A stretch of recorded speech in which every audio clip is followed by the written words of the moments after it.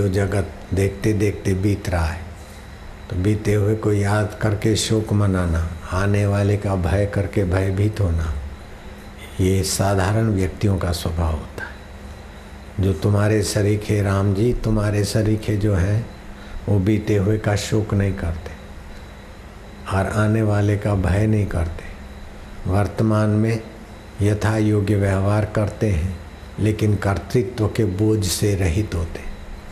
न चाहने पर भी सुख आता है, यश आता है, ऐसे न चाहने पर भी दुख या अपयश या रोग, ये सब प्रारब्ध और प्रकृति के प्रवाह में आता रहता है। मूढ़ मनुष्य इसमें सतबुद्धि करके या तो इतरा जाते या तो घबरा जाते, लेकिन ज्ञानवान न अहंकार करके इतराते हैं, न परिस्थितियों से डर कर घबरा जाते हैं, प्रतीत प्रवाह में यथा योग्य करते। तुम सदा ज्ञान की दृष्टि लो। हे राम जी, सूरमा होकर युद्ध करो, लेकिन अंदर से शिला किनाई रहो। लेते देते खाते रहो, हम मना नहीं करते, लेकिन अहंता मत करो। लेने देने खाने करने कराने की अहंता मत करो। जो जिसमें अहंता करता है और ममता करता है, उसी में फंसता है। तो अहंता करनी हो तो अपने वास्तविक शुद्ध आत्मा में करो कि मैं चैतन्य हूँ, मैं आत्मा हूँ। अथवा अहंता करो मैं भगवान का हूँ, भगवान मेरे हैं, मैं फलाना हूँ और फलानी वस्तु मेरी है, ये अहंकार है, ये जीव को दुख देता है। लेकिन मैं भगवान का हूँ, भगवान मेरे, ये प्रेमा भक्ति को। और वास्तविक मैं क्या हूँ और भगवान क्या है उसको खोजे, तो ये ब्रह्म ज्ञान हुआ। भगवान के निमित्त दूसरों की यथा योग्य शास्त्र सम्मत सेवा करे अपने बल के अनुसार, ये कर्म योग हो गया। कर्म योग से अपने आत्मदेव को जान लो, भक्ति योग से अपने आत्मदेव को जान लो, अथवा ज्ञान योग से जान लो, अथवा तीनों साधन थोड़े थोड़े करके सत्पुरुष की कृपा से जान लो, अथवा ये तीनों साधन नहीं है लेकिन कोई ज्ञानवान है, गीता में आता है, और उनके बताए हुए मार्ग के अनुसार उनमें श्रद्धा भक्ति करके उस आत्मदेव की यात्रा करो तो भी ज्ञान हो जाएगा। लेकिन अपने आत्मा का ज्ञान पालो। दुनियावी ज्ञान तो पेट भरने तक का है, और कितना भी पेट भरने के साधन हो, हृदय को भगवत रस से नहीं भरा, भगवत ज्ञान से नहीं भरा, भगवत शांति से नहीं भरा, तो जीवन व्यर्थ हो जाता है। पेट तो कीट पतंग भी पाल रहे हैं, कुत्ते और घोड़े, गधे और मेढक और चूहे, गिलहरियाँ भी पेट भर लेती और बच्चे कर लेती। ये कोई बड़ी बात नहीं।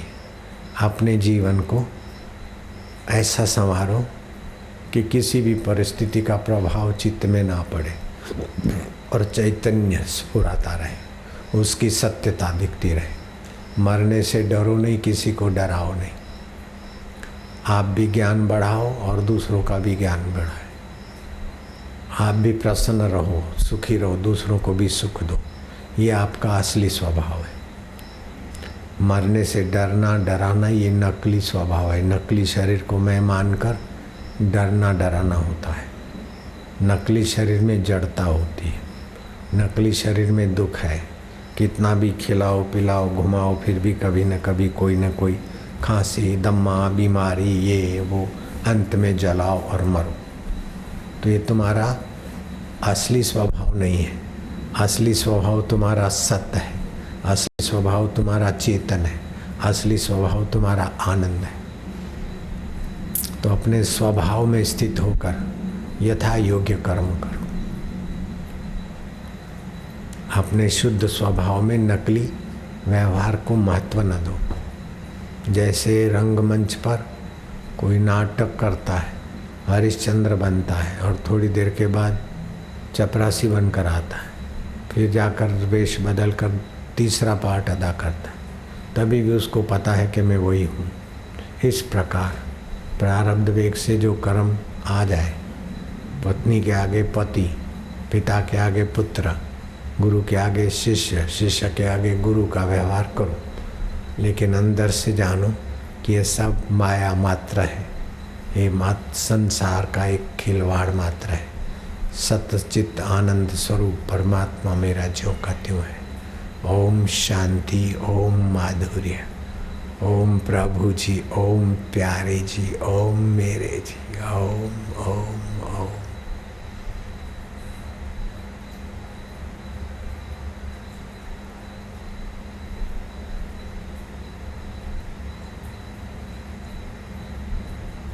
तम नमामि हरिम परम।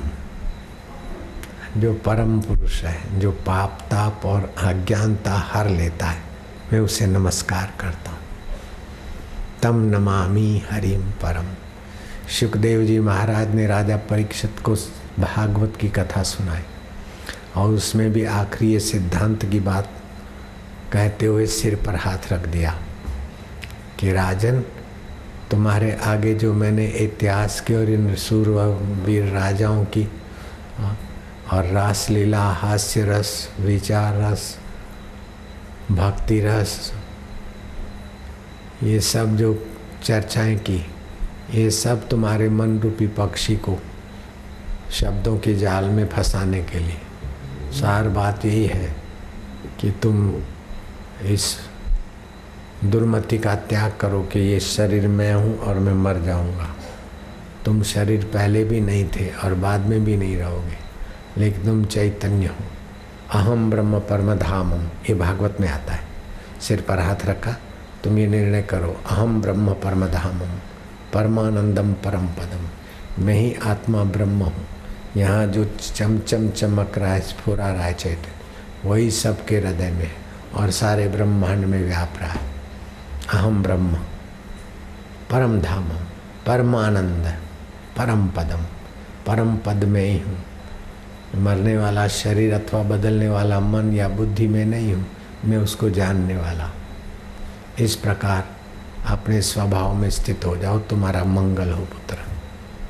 और परीक्षित का अज्ञान मिट गया। सात्विक जीवन पहले ही था, फिर मौत सामने है। 7 दिन में तो मरना है। 7 दिन तक उस महाबुद्धिमान राजा परीक्षित ने अन्न जल का त्याग कर दिया और कथा सुने और उसी विचार में पड़ा रहे। तो ज्ञान निष्ठा तो होनी है। 7 दिन के अंदर साक्षात्कार हो। ब्राह्मी स्थिति प्राप्त कर कार्य रहना शेष। भगवान के दर्शन हो जाए फिर भी साक्षात्कार करना बाकी रह जाता है।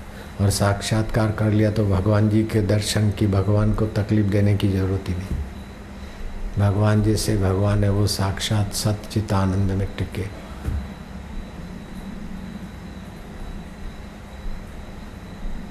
ओम ओम।